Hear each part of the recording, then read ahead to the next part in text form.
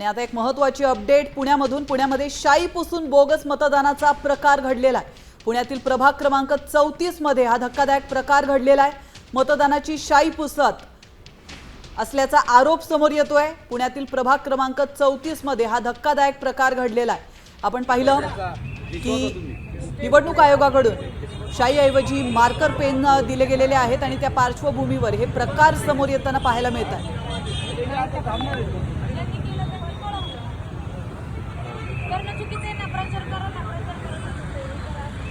प्रयत्न केलेला आहे की त्या व्यक्तीला पकडत असताना काही बीजेपीचे कार्यकर्ते तिथं आमचं आहे म्हणून फोडवायला येत होते।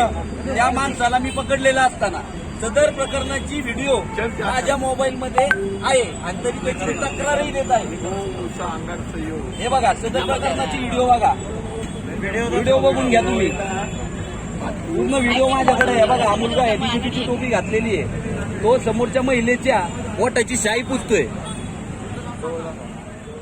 या संदर्भात अधिकची माहिती देतात आपले प्रतिनिधी सचिन जाधव। सचिन, काय सांगाल? या ठिकाणी सध्या शाई पुसून बोगस मतदान केला जात असल्याचा आरोप करण्यात येतो, एक व्हिडिओ समोर येतो। नक्कीच आपण पाहतोय की पुणे शहरातल्या ताहिरी परिसरात वॉर्ड क्रमांक 34 मध्ये हा प्रकार जो आहे तो घडलेला आहे।